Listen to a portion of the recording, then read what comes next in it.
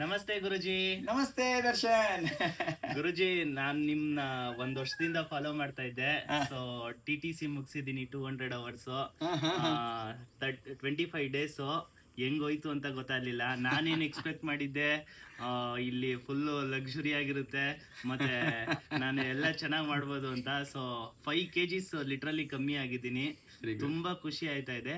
But ನನ್ಗೇನಂದ್ರೆ, ನಮ್ ತರ business ನಡ್ಸು second generation entrepreneurs ಅಥವಾ ಡೇ ಟು ಡೇ ಲೈಫ್ ಅಲ್ಲಿ ಬಿಸ್ನೆಸ್ ಅಲ್ಲಿ ಸ್ಟ್ರಗಲ್ ಮಾಡ್ತಾ ಇರೋರು, ಅವ್ರಿಗೆ ಯೋಗ ಯಾಕೆ ಬೇಕು?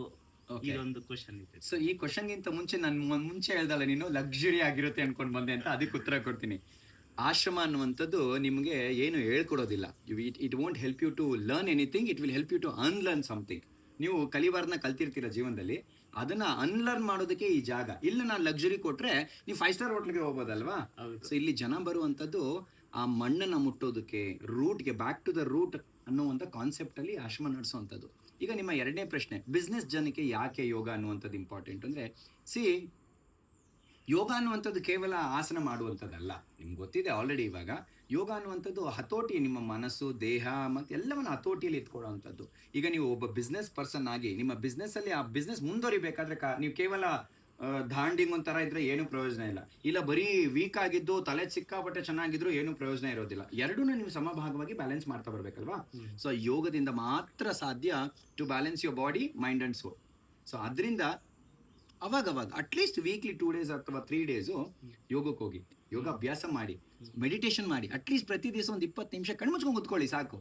ನೋಡಿ ಆವಾಗ ನಿಮ್ಮ ಬಿಸ್ನೆಸ್ ಯಾವ ರೀತಿ ಗ್ರೋ ಆಗ್ತಾ ಹೋಗುತ್ತೆ. ಹೆಂಗ್ ಗ್ರೋ ಆಗುತ್ತಪ್ಪ ಅಂದ್ರೆ, ಸೆಲ್ಫ್ ಕಾನ್ಫಿಡೆನ್ಸ್ ಬೆಳೀತಾ ಹೋಗುತ್ತೆ. ಆ ಸೆಲ್ಫ್ ಕಾನ್ಫಿಡೆನ್ಸ್ ಇಂದ ನೀವು ಕಸ್ಟಮರ್ ಹತ್ರ ಮಾತಾಡ್ಬೇಕಾದ್ರೆ ತುಂಬಾ ಪಾಸಿಟಿವ್ ಆಗಿ ಮಾತಾಡ್ಬೋದು. ಕೇವಲ ಕಸ್ಟಮರ್ನ ಇಟ್ಕೊಂಡ್ಬಂದು ಪ್ರಾಡಕ್ಟ್ನ ಮಾರೋದಲ್ಲ ಒಬ್ಬ ಬಿಸ್ನೆಸ್ ಮ್ಯಾನ್ ಕೆಲಸ. ಬಿಸ್ನೆಸ್ ಮ್ಯಾನ್ ಕೆಲಸ ಅಂದ್ರೆ ಇರುವಂತಹ ಪ್ರಾಬ್ಲಮ್ನ ಸಾಲ್ವ್ ಮಾಡುವಂಥದ್ದು. ಕ್ಲೈಂಟ್ಸ್ಗೆ ಏನು ಪ್ರಾಬ್ಲಮ್ ಇದೆಯೋ ಅದನ್ನ ಸಾಲ್ವ್ ಮಾಡುವಂಥದ್ದು ನಿಜವಾದ ಬಿಸ್ನೆಸ್ ಪಾರ್ಟ್ ಒಬ್ಬ ಮನುಷ್ಯನ ಏಮ್ ಆಗಿರಬೇಕು. ಸೊ ಯಾವಾಗ ನೀವು ನಿಮ್ಮಲ್ಲಿರುವಂತಹ ನ್ಯೂನ್ಯತೆಗಳನ್ನ ತಿಳ್ಕೊತಿರೋ, ಬೇರೆಯವರ ನ್ಯೂನ್ಯತೆಗಳಿಗೆ ನೀವು ಸಹಕಾರಿ ಆಗ್ತಾ ಹೋಗ್ತೀರಾ, ಅರ್ಥ ಮಾಡ್ಕೊಳ್ತೀರಾ ಏನ್ ತಪ್ಪು, ಏನ್ ಸರಿ, ಏನ್ ಕರೆಕ್ಟ್ ಅನ್ನೋದಿಲ್ಲ. ಸೊ ದಟ್ಸ್ ವೈ ಯೋಗ ಅನ್ನುವಂಥದ್ದು ತುಂಬ ವಾಸ್ಟ್. ಬರೀ ಬಿಸ್ನೆಸ್ ಮ್ಯಾನ್ಸ್ಗೆ ಅಲ್ಲ, ಪ್ರತಿಯೊಬ್ಬರಿಗೂ ಅಷ್ಟೇ. ಯೋಗ ಶುರು ಮಾಡಿ, ಮಹಾ ಯೋಗ ಬರುತ್ತೆ ಯೋಗ ಶುರು ಮಾಡಿದ್ರೆ. ಮತ್ತೆ ಈ 25 ದಿವಸದಲ್ಲಿ ಒಬ್ಬ ಬಿಸ್ನೆಸ್ ಮ್ಯಾನ್ ಆಗಿರ್ಬೋದು, ಒಬ್ಬ ಕಾಮನ್ ಮ್ಯಾನ್ ಆಗಿರ್ಬೋದು, ದಿನಚರಿ ಹೆಂಗಿರ್ಬೇಕು ಅಂತ ತಿಳಿಸ್ಕೊಟ್ಟಿದ್ದೀರಾ. ಮತ್ತೆ ಏನು ಊಟ ಮಾಡಬೇಕು ಅಂತ ತಿಳಿಸ್ಕೊಟ್ಟಿದ್ದೀರಾ. ಬಾಡಿ ಹೆಂಗ್ ಮೇಂಟೈನ್ ಮಾಡಬೇಕು ಅಂತ ತಿಳಿಸ್ಕೊಟ್ಟಿದ್ದೀರಾ. ನಾವು ಫಸ್ಟ್ ನಮ್ಮ ದೇಹ ಗೆದ್ರೆ ನಾವು ಪ್ರಪಂಚ ಗೆಲ್ಬೋದು ಅಂತ ಹೇಳ್ಕೊಟ್ಟಿದ್ದೀರಾ. ಖಂಡಿತ. ಬಹಳ ಧನ್ಯವಾದಗಳು. Thank you.